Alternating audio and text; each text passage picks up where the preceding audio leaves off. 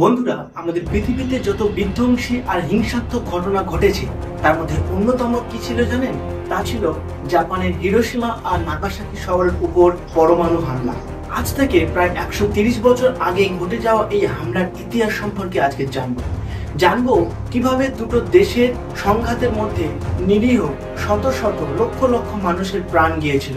তাহলে চলুন বেশি কথা না বলে সেই পুরনো ইতিহাস জেনে নেওয়া যাক।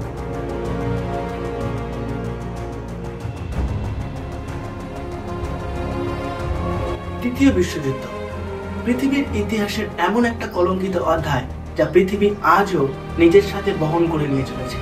আর এই দ্বিতীয় বিশ্বযুদ্ধের মধ্যে সবচেয়ে অন্ধকারাচ্ছন্ন দিকটি হলো জাপানের হিরোশিমা আর নাগাসাকি শহরের উপরে ফেলা পরমাণু হামলা।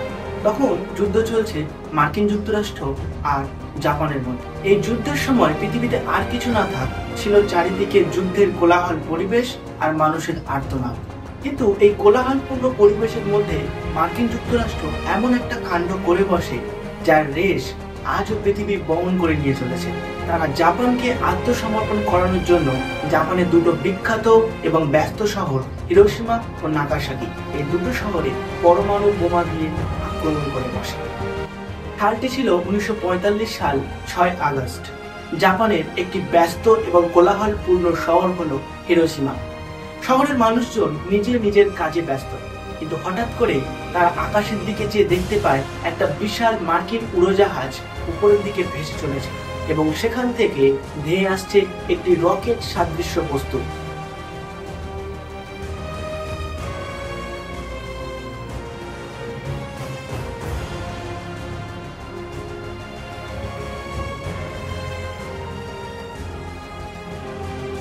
কয়েক সেকেন্ড পর একটা বিশাল বিস্ফোরণ, ব্যাস তারপর সবকিছু শেষ।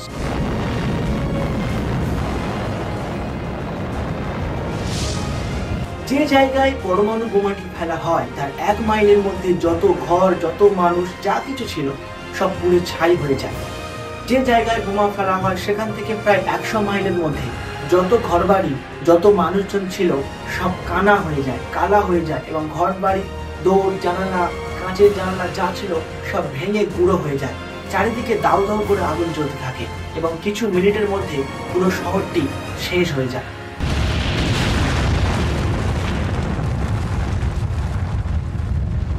এই ঘটনা ঠিক 3 দিন পর, অর্থাৎ 9 আগস্ট 1945 সাল, যখন হিরোশিমার মানুষেরা নিজেদের প্রিয়জনদের ব্যথা বেদনার জন্য আর্তনাদ করছে, ঠিক সেই সময় মার্কিন যুক্তরাষ্ট্র আবারও জাপানের আরো একটি শহর নাগাসাকিতে তাদের আরো একটি বোমা দিয়ে হামলা করে এবং সেখানেও সেই একই পরিবেশ। হিরোশিমার মতো বোমা ফেলার জায়গা থেকে শুরু করে 100 কিলোমিটারের মধ্যে যা কিছু ছিল সব ভেঙে গুঁড়ো হয়ে যায়। চারিদিকে মানুষের আর্তনাদ, মানুষের কোলাহল ছাড়া আর কিছু নেই। চারিদিকে শুধু বারুদের পোড়া গন্ধ আর মানুষের লাশ।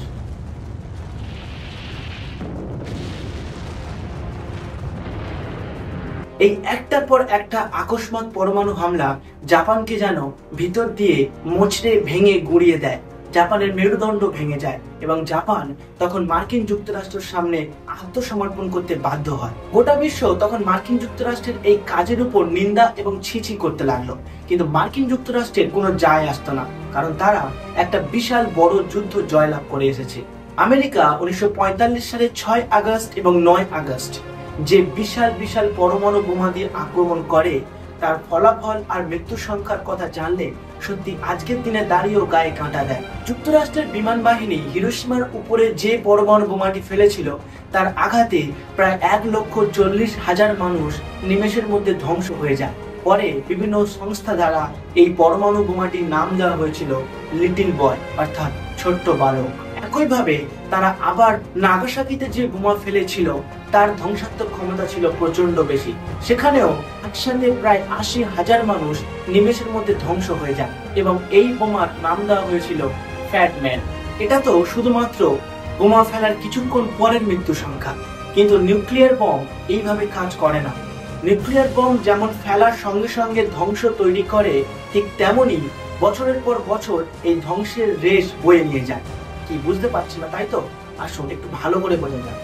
নিউক্লিয়ার বম একটা স্টেজে নয়, বরং কিছুটা ভিন্ন, অন্য বোমের থেকে আলাদা কয়েকটি স্টেজে কাজ করে। নিউক্লিয়ার বোম যখন ফেলা হয় সেই জায়গার 1 মাইলের মধ্যে সবকিছু নিমেষের মধ্যে গুঁড়ো এবং ধ্বংস হয়ে যায়। 100 মাইলের মধ্যে যত ঘরবাড়ি থাকে, যত মানুষজন থাকে, সব হয় বধির হয়ে যায় নতুবা কানা হয়ে যায়, আর ঘরবাড়ির অবস্থা একটা ভূমিকম্প প্রবণ অঞ্চলের মতো হয়ে যায়। এটা তো ছিল বোমা ফেলার তৎক্ষণাৎ সিচুয়েশন। কিন্তু এই বোমার মধ্যে কিছু তেজস্ক্রিয় পার্টিকেলস থাকে।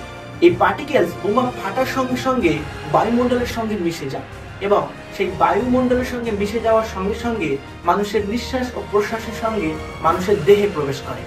একবার এই পার্টিকেল মানুষের শরীরে প্রবেশ করলে মানুষের শরীরে নানা রকম ভয়ঙ্কর ডিজিজ তৈরি হয়, যার একটাই সমাধান, মৃত্যু। আর ঠিক এই রেসটি বহন করে নিয়ে চলেছিল হিরোশিমা আর নাগাসাকি। যখন এই দুটি বোমা এই দুটি শহরের উপর ফাটানো হয়, তখন বোমার মধ্যে থাকা পার্টিকেলস দুটি শহরের পুরো বায়ুমণ্ডলকে ঘিরে ফেলে এবং নিঃশ্বাসের মধ্যে দিয়ে মানুষের শরীরে প্রবেশ করতে থাকে। আর এর একটা মাত্র রেজাল্ট ছিল, সেটা কি জানেন? বিকলাঙ্গ শিশুর জন্ম, পোলিও গ্রস্ত শিশুর জন্ম, এরকম নানা রকম অপুষ্টিকর শিশুর জন্ম হতে থাকে। শুধুমাত্র তাই নয়, বিস্ফোরণের ফলে 100 বছর পরের মানুষ সেই অভিশাপ বহন করে নিয়ে চলেছে। আজ এখনো পর্যন্ত হিরোশিমা ও নাগাসাকির মাটিতে বিকলাঙ্গ শিশুর জন্ম হয়।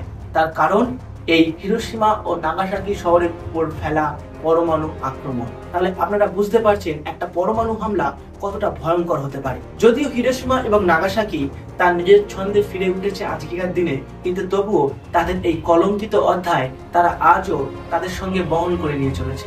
তাহলে বন্ধুরা একবার ভেবে দেখুন তো, মানুষের তৈরি আবিষ্কার কতটা হিংসাত্মক, মারাত্মক, ধ্বংসাত্মক হতে পারে, তার কল্পনাও আমরা করি। তো যাই হোক, এই ছিল বন্ধুরা আজকের হিরোশিমা ও নাগাসাকির ওপর ফেলা বমের কাহিনী। কেমন লাগলো অবশ্যই আমাকে কমেন্ট করতে ভুলবেন না। আর চ্যানেলে নতুন হলে অবশ্যই চ্যানেলটিকে সাবস্ক্রাইব করে যাবেন কিন্তু।